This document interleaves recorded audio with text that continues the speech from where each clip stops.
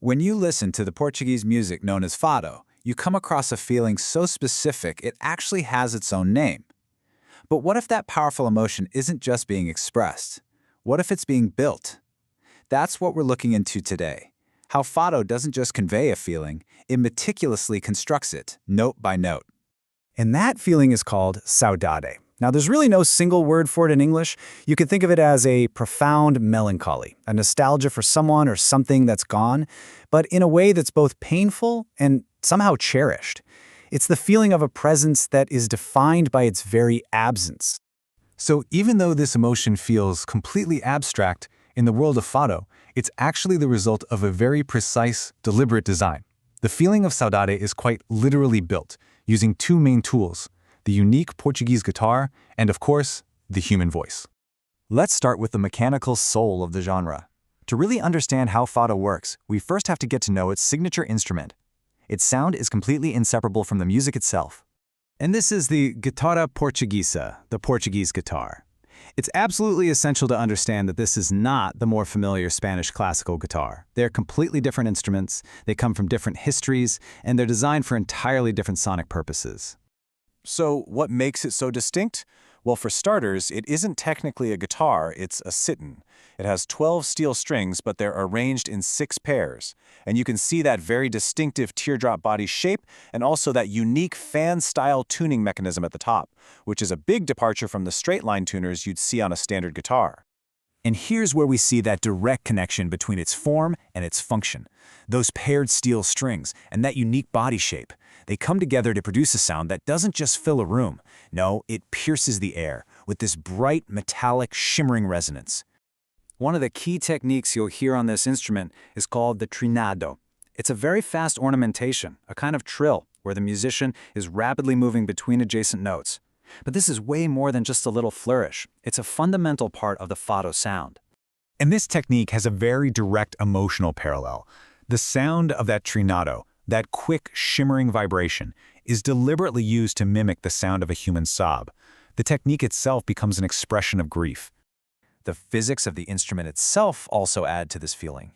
See, the steel strings are held under extremely high tension, and that means that once they're plucked, the notes fade away very, very quickly. So to sustain any kind of melody, the player has to be in constant motion.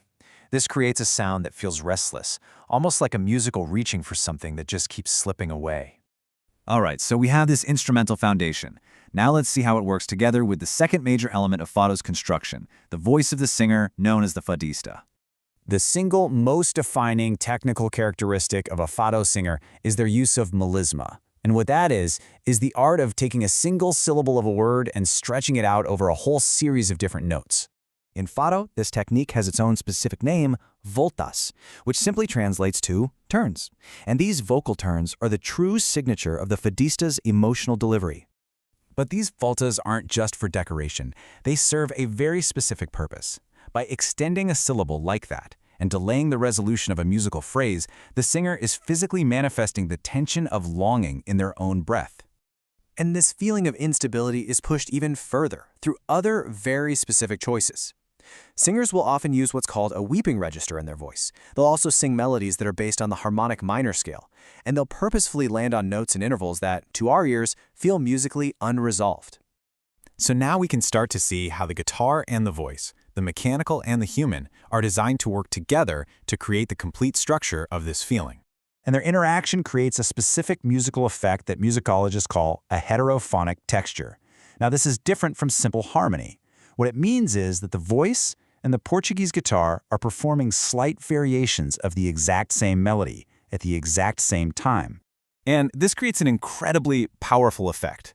One source describes it as the voice and instrument chasing the same melody but never quite touching.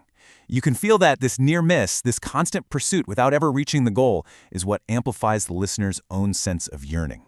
What you get is a structure that isn't linear at all. It's cyclical. The harmony builds tension, the vocalist stretches time with those voltas, then there's a brief, fleeting moment of release, and then the cycle of longing starts all over again. It's a constant loop of tension and very temporary relief.